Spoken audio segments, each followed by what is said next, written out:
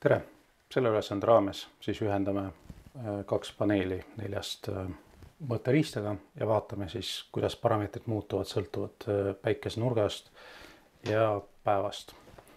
Ehk siis vaatame skeemi ja skeemil näeme, et meil on kaks ühendust. Üks on sinist värvi ja teine on punast värvi. Ehk siis sinine juhe läheb siit takistusest A plussi, oleks mõttekas A miinuses panna ja siis A pluss läheb siia kõrvale. Ehk siis see moodul võimaldab meil sellest endi ühendada arvuti mõõteriistaga, kuid samas sama tegevust on mõistlik ja võimalik ka teha tavalise multimeetriga. Nii, ja siis ühendame siit kinni, et tekiks vahel. Ja siis teise mooduliga teeme täpselt samasuguse tegevuse. Võtame plussi ja ühendame ära.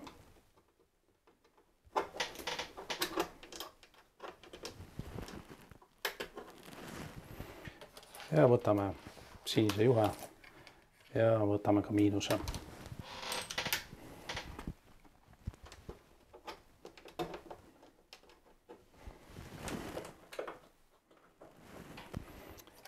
Ja kollase juhtmega siis ühendame, et ahel oleks kinni.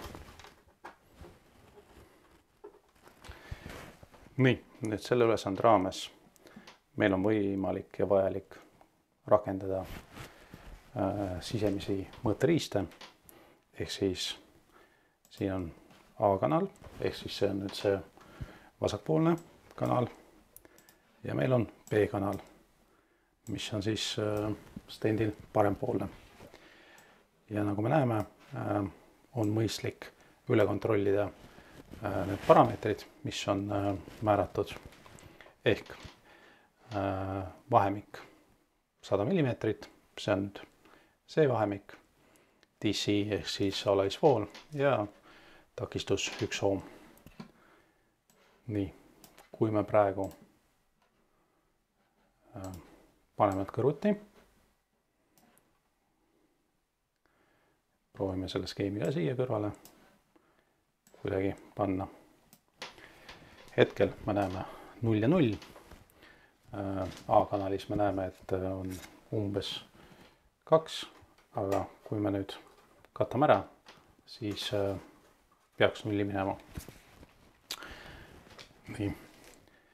Mis siis me teeme? Me teeme niimoodi, et me hakkame vaikselt suurendama päikest. Ehk siis ei tasu kohe põhja keerata, ehk siis vaikselt suurendada. Suurendame. Ja hetkel me näeme, et need suurused suurenevad enam-vähem ühtemoodi. Ja kui päike on maksimum peal, siis saavutame umbes 20–24. See on sellepärast, et on väike erinevus, kus päike paistab. Ja kui me nüüd võtame näiteks, katame selle ühe mooduli ära täielikult, siis väärtus läheb põhimõtteliselt 0. Ja kui katame esimese mooduli,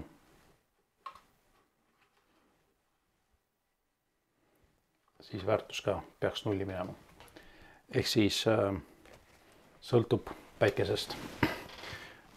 Nüüd, see on nüüd see hommikune päike ja hakkame väikselt päikese tõusu vaatama.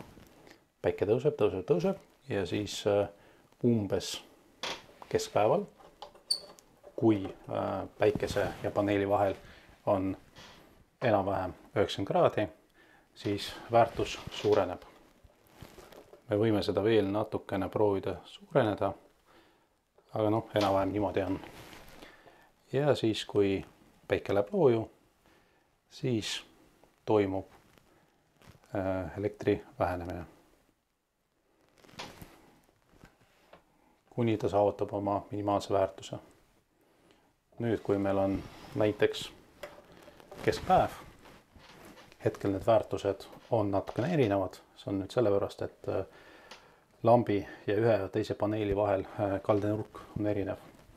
Kui me hakkame seda vaikselt muutma, ehk siis kallutame ta rohkem selle esimese paneeli suunas, et see vasakpoolne paneel saab natukene vähem päikest, siis tema väärtus on ka vastavalt väiksem ja see paneel saab rohkem väärtust ja tema väärtus on suurem. Samas, kui natukene tekitada varju, siis on kohe näha, et jookseb praktiliselt nulli.